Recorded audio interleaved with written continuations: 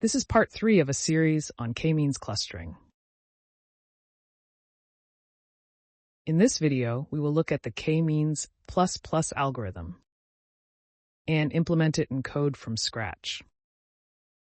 This video was produced in Korean and translated into English. My voice was generated by AI, text-to-speech.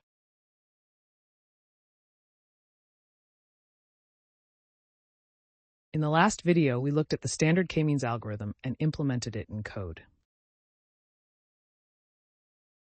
In this video, let's look at the K-means ++ algorithm. And let's implement it from scratch. We will also use Scikit-Learn's K-means model to cluster the MNIST images.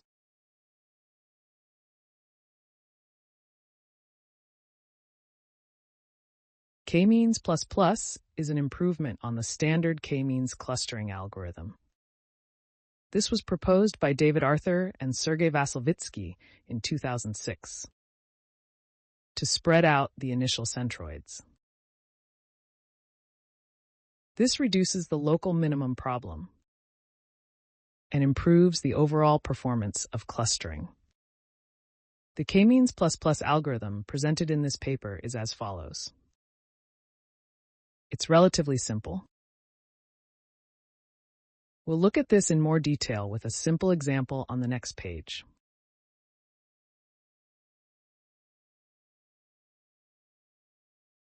Standard K-means requires multiple attempts to solve the local minimum problem. We looked at this in detail in the previous video. This problem typically occurs when randomly set initial centroids are close to each other. Properly distributing the initial centroids can reduce the likelihood of this problem occurring. Now let's look at the K-means ++ algorithm step by step. There are 4 data points as follows. We will choose 3 of these and use them as initial centroids. We want to cluster the data points into 3 groups. In step 1, we randomly and uniformly select a data point and use it as the first centroid C1. Let's suppose that X1 is chosen in step 1. Step 2 calculates the distances between the first centroid and all data points except the data point selected in step 1. X' is the data set for which we want to calculate the distances. The square of the distance between X2 and the first centroid C1 is 0.13. And the square of the distance between X3 and C1 is 0.5. X2 is closer to C1. This squared distance is then used to generate a probability distribution as shown below. According to this probability distribution, we select one data point from the X' set and use it as the next centroid, C2. The probability of X2 being drawn is 0.126. And the probability of X3 being drawn is 0.485. Of the 3 data points in the X' data set, X3 has the highest probability of being selected. Let's assume that X3 is drawn because X3 has the highest probability of being drawn. In this example, if we choose X3 as C2, C1 and C2 are far away from each other. So we can say that the initial centroids are spread out. We now have 2 centroids created. We can create the third centroid in the same way.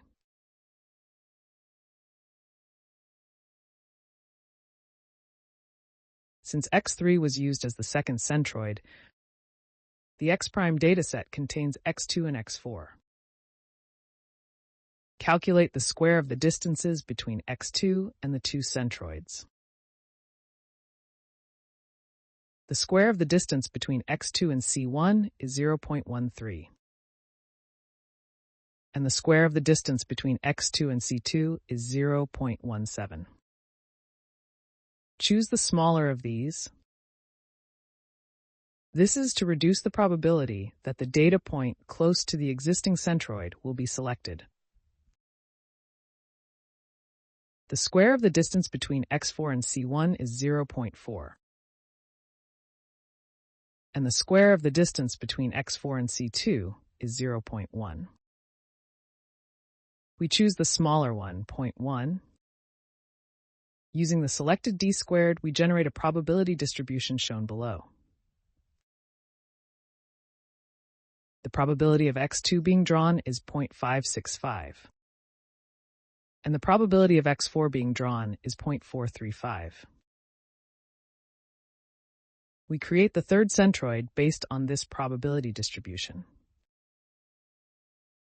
Since x2 has a higher probability of being drawn, we will assume that x2 is drawn. Then finally, x1, x2, and x3 become the initial centroids. This is the KMeans algorithm presented in the paper. This ensures that the initial centroids are well distributed across the entire data, reducing the likelihood of local minimum problem.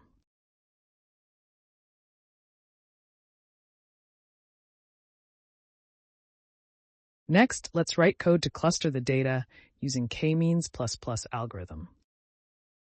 This code can be found on GitHub. The data we will use is like this. Let's cluster these data points into 3 groups. The clustering result will probably look like this. N is the number of data points, and K is the number of clusters. M is the number of iterations. That is, the number of times the centroids are updated. Since we will be using the KMeans algorithm, we have not specified the number of iterations to solve the local minimum problem. Create a function to visualize the training data points. We then write a function to color code and visualize the training data points and clustering results. The initial X' set contains the entire training data points. A uniform distribution is used as the initial probability distribution. Repeat as many times as there are clusters to generate the initial centroids. Select one piece of data from the X' set based on the given probability distribution. Initially, it is uniform distribution. Use the selected data point as the first centroid. We then delete the selected data point from the X' set. Next, we calculate the distances between the centroids and the data points in the X' set. We calculated the distances using the matrix broadcasting seen in the previous video. We then find the centroid closest to each data point, as seen on the previous page. In the first iteration, there is one centroid, so the matrix dist has the shape 1, the number of data points, like this. The number of rows is the number of centroids, and the number of columns is the number of data points in the X' set. Then the vector assign will all be 0 for all data points, which means the first centroid. In the second iteration, there are 2 centroids, so the matrix dist has the shape 2, the number of data points, like this. Assign each data point to its nearest centroid. For example, if the vector assign is like this, it means that the first data point is close to the second centroid, and the second data point is close to the first centroid. Calculate d of x, which is the square of the selected distances, and use them to calculate the probability distribution using this formula. In the next iteration, the next centroid will be generated using this probability distribution. At the end of the iteration, k initial centroids are generated.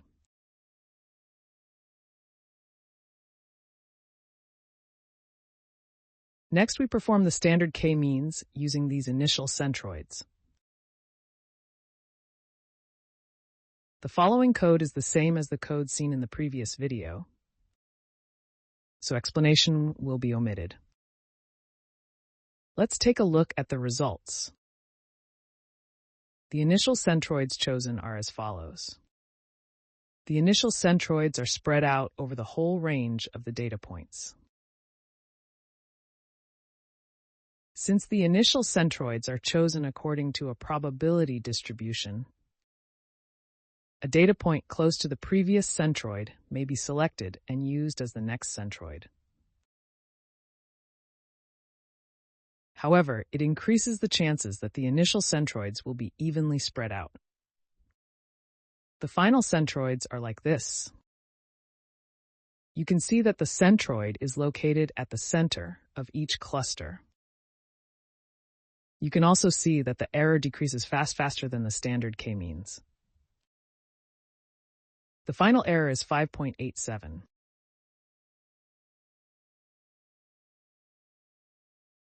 Let's run this code. The results are as follows. Next, let's cluster the MNIST image using KMeans++. Data such as image, text, video, and audio can be represented as a single point in a high-dimensional space. MNIST is an image consisting of 28 rows and 28 columns of pixels, and can be expressed as a vector with 784 elements. And this can be expressed as a single point in 784-dimensional space. Similar images are grouped close together in this space. That is, similar images belong to the same cluster. The coordinates of the cluster center then become the centroid image. Slightly ambiguous images can be located far from the cluster center. This image may look like a 4, or it may look like a 6. So this image is about halfway between this cluster and this cluster.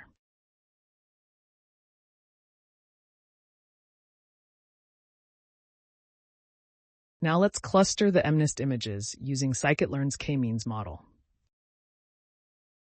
This code can also be found on GitHub. Read the MNIST dataset. Let's use only 10,000 images out of the total data.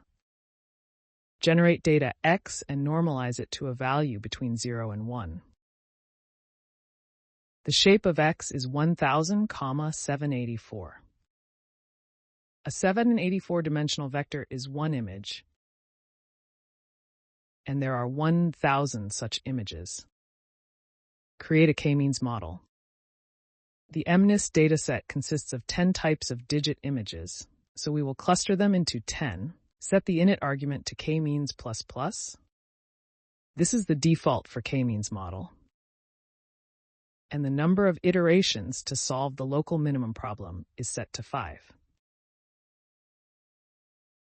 Because we use K-means++, the local minimum problem is reduced. But just in case, we repeat it 5 times. The number of iterations to update the centroids is set to 50. Fit this model to the training data. We then use the model's prediction function to find the cluster number for each data point. We will also find the coordinates of the final centroids, which are the centroid images. Next, let's visualize the results. Let's check the images belonging to each cluster. Find 10 data points belonging to cluster K. Then find the centroid image of cluster K. Display the centroid image on the screen. Convert the 784-dimensional vector to the original image size, 28,28. Display it as a 2D image. The 10 images belonging to cluster K are then displayed on the screen. If you want to see the 10 images near the centroid image, Run the following statements.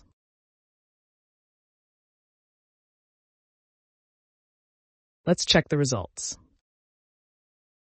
The images belonging to each cluster are as follows. These are what the centroid images look like.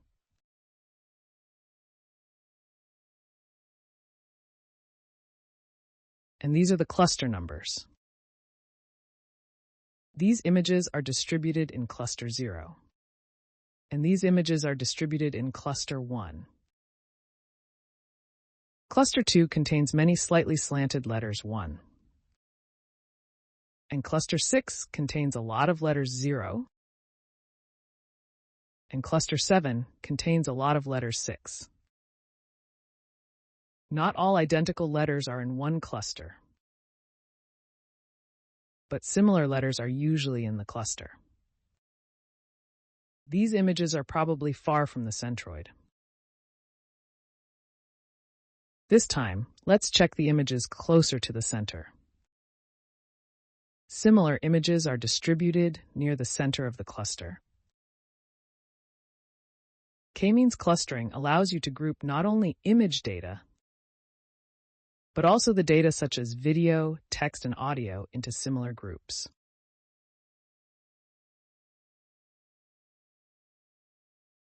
Let's run this code.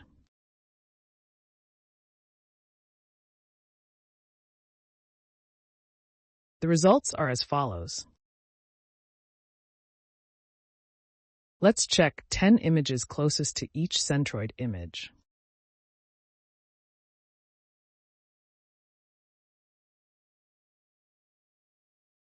The results are as follows.